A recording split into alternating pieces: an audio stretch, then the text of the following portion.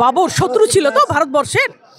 পাকিস্তানে গিয়ে যদি ভারতের ফ্ল্যাগ লাগাই, পাকিস্তানের ফ্ল্যাগ যদি আমাদের ঘরে লাগাই, মোহাম্মদ ঘড়ি, মোহাম্মদ গাজনি, তাদের নামে যদি মসজিদ করি, স্ট্রাকচার করি, it is an act of sedition, রাষ্ট্রদ্রোহ। ইমিডিয়েটলি রাষ্ট্রদ্রোহের কেস করে লোকটাকে অ্যারেস্ট করা উচিত। অ্যাবসলিউটলি। বাবর কেন? বাবর তো শত্রু ছিল, বাবর তো শত্রু ছিল, বুঝেছো? শত্রুর নামে মসজিদ কেন? শত্রুর নামে স্ট্রাকচার কেন? ভারত যদি ফার্স্ট হয়, nation, if nation is first, he should be arrested on act of sedition. Humayun কবিরের বোঝা উচিত যে মুসলিমরা আছে যেমন, আবার ইন্ডিয়া ইন্ডিপেন্ডেন্স অ্যাক্ট 1947-এ শ্যামাপ্রসাদ মুখার্জি সাহেব যখন পার্টিশন অফ বেঙ্গলের জন্য উঠে পড়ে লেগেছিলেন, তখন এই জায়গাটা it is a Hindu homeland, বেঙ্গলে হিন্দু হোমল্যান্ড, তখনই ভাগ হয়ে গেছিল বাংলা। মুসলিমরা আছেন, তাদের আমরা সাদর অভ্যর্থনা করে ভালোবেসে তাদের শ্রদ্ধা জানাই, কিন্তু তারা যদি কোনো শত্রু, ভারতের শত্রু, তাকে নিয়ে নাচানাচি করে, তাহলে সেই মুসলিম দেশের শত্রু, রাষ্ট্রদ্রোহী। দেখো, যিনি মনে করেন গীতা পাঠ তার প্রয়োজন নেই, গীতা তাকে শুনতে হবে না, তাকে আসতে হবে না, তিনি তার মত নিয়ে চলছেন। 5 লক্ষ লোক এসছেন, আরেকজন এলে 5 লক্ষ এক হতো, না এলেও হয়, 5 লক্ষ দিয়েই চলবে, অসুবিধা নেই। না এলেও কি যায় না, আসে না?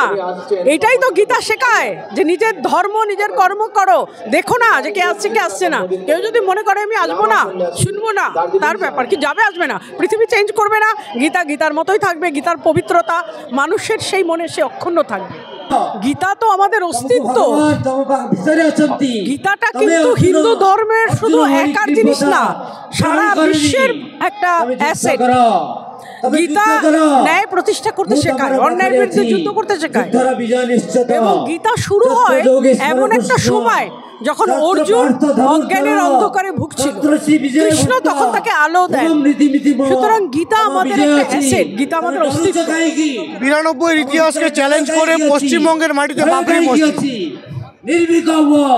গীতা দিয়ে বলি, অজ্ঞান তিমিরন্ধস্য জ্ঞানেঞ্জন শলাকয়া চক্ষু উন্মীলিতং येन তস্मै শ্রী গুরুবে নমো নমঃ। যারা অজ্ঞান, অন্ধকারে আছে, তাদের কর্ম তাদেরকে ফেলে দেবে। আজকে বাবরি মসজিদ মানে একজন বাবর শত্রু ছিল তো ভারতবর্ষের। পাকিস্তানে গিয়ে যদি ভারতের ফ্ল্যাগ লাগাই, পাকিস্তানের ফ্ল্যাগ যদি আমাদের ঘরে লাগাই, মোহাম্মদ ঘড়ি, মোহাম্মদ গাজনি, তাদের নামে যদি মসজিদ করি, স্ট্রাকচার করি, it is an act of sedition, রাষ্ট্রদ্রোহ। ইমিডিয়েটলি রাষ্ট্রদ্রোহের কেস করে লোকটাকে অ্যারেস্ট করা উচিত। অ্যাবসলিউটলি। বাবর কেন? বাবর তো শত্রু ছিল, বাবর তো শত্রু ছিল, বুঝেছো? শত্রুর নামে মসজিদ কেন? শত্রুর নামে স্ট্রাকচার কেন? ভারত যদি ফার্স্ট হয়, nation, if nation is first, he should be arrested on act of sedition.